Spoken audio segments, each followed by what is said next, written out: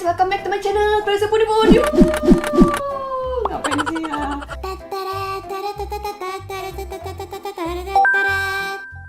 Oke guys, jadi hari ini kita bakal... Aku lupa. Oke guys, jadi sesuai permintaan kalian dari Jumat lalu, yang hasil votingnya tuh sebenarnya lumayan banyak antara B atau C, yaitu antara cerita tentang cewek yang di dunia IT sama yang C itu adalah double degree. Nah, karena lumayan nyambung, jadi kupikir gimana kalau kita bikin jadi dua bagian. Jadi yang pertama adalah cewek di dunia IT dulu, jadi pas dari kuliah mungkin ya. Dan aku juga bakal baca-bacain pertanyaan dari kalian yang sudah kalian tuliskan di Instagram. Jadi kalian udah ngirimin aku question di sini, dan aku bakal jawab dari situ juga. Karena sebenarnya aku cukup bingung sih, kayak bahasanya enaknya dari mana gitu. Jadi di sini ada adikku di belakang layar yang akan membantu membacakan pertanyaan itu, sambil aku juga membaca di sini, just in case dia nggak ngerti bahasa coding. Oke. Mungkin kita mulai dari background introduction dulu. Jadi, hai guys, nama aku adalah Clarissa Wijaya. Ini nama aslinya. Jadi sebelumnya aku tidak punya Wijaya, tapi somehow di akhir tahun kemarin aku melakukan sidang di pengadilan 2 kali dan akhirnya mendapatkan nama belakangku kembali. Itu ceritanya panjang juga, ada di podcastnya Mas Dian, jadi silakan cek di podcastnya dia aja. Kemudian aku adalah lulusan Eskom. Eskom tuh apa? Oh, sarjana. Gue tanya Magicom rice cooker. Aku adalah lulusan Eskom, sarjana komputer dari Binus International University, JWC Building. Oke, jadi dia lokasinya di dekat Senayan City, di dekat Mustopo. Jadi di Apit gitu, sama Plaza Senayan juga. Dan juga aku lulusan double degree dari University of Nottingham yang di Malaysia. Jadi waktu itu University of Nottingham ada 3 cabang, dan waktu itu tadinya aku mau ambil yang UK di London, tapi terlalu jauh dan juga aku nggak dikasih. Malaysia dan yang di Ningpo, China. Nah itu juga akhirnya dipilih Malaysia karena paling deket. Nah, jadi aku sudah memegang Eskom dan Bachelor of Science with Honors. Jadi di double degree itu tuh kayak semacam semi S2 atau semi master mungkin, karena aku nggak tesis tapi melakukan disertasi atau dissertation. Jadi backgroundnya itu, mari kita langsung mulai saja ke pertanyaannya. Jadi kita akan coba beberapa yang menurut adikku menarik sebagai orang awam. Ya mungkin gak awam banget sih, cuman lumayan awam soal IT. Jadi bolehlah dia tanya-tanya yang menurut dia menarik. Pertanyaan pertama dari Concos76. Concos 76. Yes. What advice can you give to all IT major students? Hah? I'm not a lecturer, I don't know. Buat semua jurusan IT, semua murid jurusan IT, aduh berat banget ya tanggungannya. Kayaknya sih lebih kayak jangan cepat menyerah. Kayaknya semua jurusan juga gitu nggak sih? Jangan cepat menyerah. Mungkin kayak lebih have fun aja dalam coding, berkreasilah sesuai daya imajinasimu, karena programming tuh luas banget gitu. Kalian bisa buat apa aja, you can make everything from the codes. Kita adalah magician guys. Aditya Kri 92. Kenapa aku bisa tertarik ke coding? Apa yang bikin Puni tergila-gila sama bidang IT? Jadi sebenarnya aku tuh tertarik coding pertama kali waktu SMP. Waktu SMP itu memang nggak ada pelajaran programming, tapi ada kayak agak basic programming, dan pakai software pun waktu itu juga literally Visual Basic. Jadi waktu itu diajarinnya dari situ, dan aku kayak tertarik banget buat bikin software. Sebelum itu cita-citaku tuh kalau nggak jadi vet, jadi dokter. Klise banget ya. Terus sama aku pengen jadi ilmuwan atau scientist. Nah tapi setelah menemukan itu aku lebih tertarik sama yang IT. Nggak tahu kenapa ya. Mungkin karena aku pikir ilmu sains yang baru di saat itu gitu. Karena sains itu kan umumnya berhubungan sama biologi, kimia, fisika gitu. Tapi yang berhubungan dengan teknologi itu sebenarnya fisika sih. Cuman ini yang udah lebih advance gitu, dan kesannya kayak wah modern sekali dan keren gitu. Jadi aku pengen coba gara-gara itu gitu. Terus kenapa tergila-gila ya? Setelah aku ngejalanin kuliah IT, aku ngerasa kayak wah ini sih seru banget gitu. Seru banget kayak tiap hari tuh bisa kita eksplor hal-hal baru dan kayak belajar hal-hal baru untuk membuat kita makin istilahnya tuh kalau kayak wizard itu INT kita plus gitu. Jadi kayak menarik banget dengan INT, dengan intelligence yang tinggi, kita pun jadi makin bisa bikin banyak hal, banyak software lain yang menarik gitu. Next. Pertanyaan ketiga, Holy Chris setuju.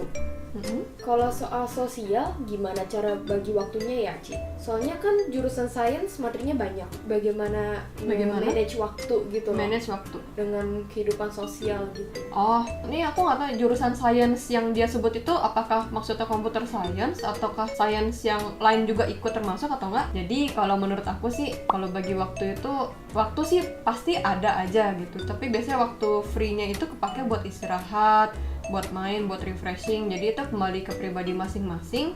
Waktu free time kalian tuh mau dipakai buat apa? Misalnya kalian jam kuliah udah lewat, kemudian kalian punya jam free time yang bisa kalian pakai untuk belajar lagi, ngerjain tugas, main game, atau jalan-jalan. Jadi sebenarnya sih itu suka-suka kalian baginya gimana, tapi yang kalian rasa paling efektif dan paling beneficial buat kalian saat itu aja gitu.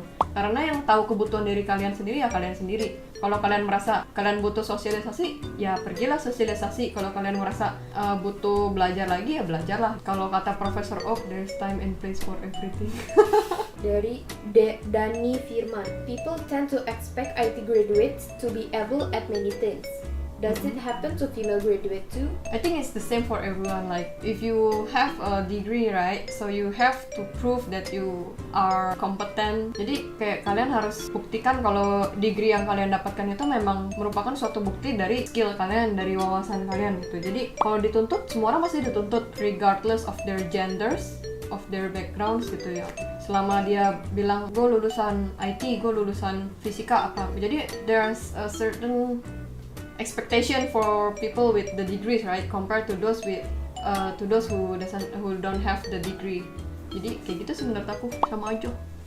Dari Nyarlotep underscore, pernah ngerasa stuck pas ngerjain suatu soal, contohnya aritmatika atau coding, gimana cara ngatasin? Stuck mah sering lah, pasti stuck itu ada gitu. Jadi lucunya ya kalau misalnya pas lagi coding, ini aku nggak tahu apakah berlaku untuk pelajaran-pelajaran lainnya juga. Tapi misalnya kalian lagi coding, terus kok error mulu ya, udah di debug, udah dicari, semikolonnya udah ada semua, tapi kok nggak jalan terus, kenapa ada yang salah gitu. Kadang kalau kita berkutat di situ terus, state of mind kita tuh nggak lagi di situ, ngerti nggak? Jadi walaupun kita berkutat sama misalnya satu function itu yang error terus itu, tapi state of mind kita sebenarnya nggak di situ. Jadi lebih baik kalau udah error terus ya, berhenti, ke WC, kalian mau melakukan kegiatan panggilan alam dan atau gimana, refreshing, cari cemilan, nonton film, nonton YouTube atau apa, kemudian kalian balik lagi lalu coba kerjain. Biasanya state of mind kalian bakal lebih jernih dan kayak lebih bisa nangkap kayak tadi tuh yang salah ternyata ini ya, kenapa nggak kelihatan gitu. Jadi sering banget kayak gitu, dan nggak cuma aku, ternyata teman-teman lain yang di IT pun sama kayak gitu juga. Memang istirahat tuh penting gitu, karena kalau misalnya otak kita nggak diistirahatkan, walaupun kita merasa kita mampu, tapi sebenarnya otak kita tuh butuh istirahat, jadi dia kayak nggak bisa maksimalin problem solvingnya dia karena dia kurang istirahat gitu. Jadi coba sambil istirahat terus baru lanjut, istirahat lanjut, kayak gitu lebih efektif malah. Dari ZXD underscore, reason umum cewek kenapa milih IT apa sih? Soalnya reason umum. Soalnya jurusan yang perlu ketelitian gitu biasanya cowok. Kalau dari aku sendiri, memang ada rasa ketertarikannya itu sendiri sih tadi yang aku bilang di awal. Jadi kayak aku pingin banget create sesuatu, create banyak hal, coba create aplikasi atau software yang bisa membantu ataupun menghibur orang gitu loh. Jadi kalau dibilang butuh ketelitian, kayak di dunia kerja itu malah justru cewek dianggap lebih teliti daripada cowok. Mungkin bukan teliti tapi lebih rapih, makanya lebih gampang untuk menemukan segala sesuatu sih. Tepatnya kayak gitu. Makanya kayak zaman dulu, ini kita ngomongin zaman dulu ya, zaman dulu tuh kayak sekretaris biasanya umumnya cewek karena dianggap lebih teliti dan lebih rapi kayak gitu. Tapi itu semua menurut aku cuma stereotip. Aku rasa juga cowok banyak kok yang teliti, banyak kok yang rapi gitu. Dan kalau misalnya ngomong mayoritas minoritas, iya sih mayoritas mungkin cewek lebih teliti dan lebih rapi. Cowok biasanya minoritas yang rapi atau teliti. Tapi kan tetap aja dari dua gender ini tetap ada yang teliti, ada sama-sama teliti gitu. Jadi menurut aku sebuah stereotyping kliti itu nggak bisa di stereotyping ke satu gender sih, soalnya tergantung orangnya. Kembali lagi ke orangnya gitu. Virbonis_psycho. Print F. Intinya bagaimana Anda mengetranslate semua kode yang ada di editor. Kamu nggak perlu translate karena translator atau compiler kamu yang melakukannya. ini pertanyaannya agak ambigu sih. Bingung. Kalau misalnya ngomongin di editor berarti kayak notepad plus kah atau gimana? Aku juga agak bingung sih. Tapi kalau misalnya intinya bagaimana mentranslate, karena kalian tahu kalau misalnya coding itu kan machine language. Tapi machine language itu kan ada yang tradisional alias yang kayak machine language itu yang kayak binary 010101, dan ada juga yang di atasnya itu high end language, yaitu bahasa manusia kita, dimana kita menggunakan bahasa manusia untuk coding, lalu coding itu akan ditranslate ke bahasa mesin oleh si compiler dan translatornya ini gitu. Jadi bagaimana cara translate, ya sebenarnya kita nggak perlu translate karena yang translate adalah softwarenya gitu. Begitu. Ini dari Nasyubi_, berkutat sama coding mulu nggak pusing Ci? Dan suka dukanya di bidang IT apa aja sih? Sama kayak kerjaan pada umumnya, pasti ada rasa pusing lah di satu titik gitu. Mungkin kayak ketemu project yang ribet banget, yang mungkin solusinya susah dicari atau sulit untuk dibikin sebagus mungkin. Kalau suka dukanya itu, sukanya sih karena menurut aku seru sih, IT itu seru. Terutama software ya, karena aku software engineering, jadi aku lebih ke software dibanding hardware. Hardware aku malah nggak bisa sama sekali, mungkin bisa dikit tapi kayak yang nggak gimana mendalami gitu. Jadi aku lebih suka yang software dan aku ngerasa senang di situ. Itu rasa sukanya. Dukanya itu mungkin kayak yang aku alamin sekarang itu, aku udah nggak kerja di bidang IT lagi secara full time gitu. Jadi aku ngerasa kayak pengen di bidang itu, tapi di Indonesia di bidang itu tuh nggak terlalu dihargain. Mungkin kayak desainer gitu lah istilahnya. Kalau desainer kan selalu bilang kan kalau di Indo tuh kayaknya ngerasa kurang dihargain gitu, kayak gajinya juga masih menurut mereka masih mepet. Sedangkan kalau di luar negeri mereka buka commission aja mahal banget segala macam bla bla. Jadi kayak standar value untuk seorang profesional bidang apapun tuh mungkin kayak mesti dikaji ulang. Tapi kembali lagi kalau misalnya gaji mereka pada tinggi banget, otomatis harga-harga jasa dan produk juga bakal naik buat nutupin gaji mereka, dan juga berarti semua harga living cost bakal naik semua gitu karena gaji profesional naik gitu. Serba salah sih memang, karena aku memutuskan untuk pindah dari apa tadi namanya, dari bidang IT ke bidang entertainment karena aku pikir aku pengen ngumpulin modal dulu juga gitu. Aku pengen ngumpulin modal yang banyak, dan sebenarnya sih 3 tahun belakangan ini tuh aku kepikiran banget pengen ambil master lagi, lanjut master. Aku pengen banget ambil research sebenarnya, tapi research agak susah sih. Research itu PhD yang udah di atasnya PhD coursework, sebutannya apa ya, bingung juga. Ya, intinya di atasnya master biasa gitu. Aku pengen ambil master sebenarnya, cuma lagi kepikiran sekarang kayak udah lumayan di comfort zone gitu sih, jujur aja. Jadi kayak bingung gitu antara mau coba lagi atau enggak gitu.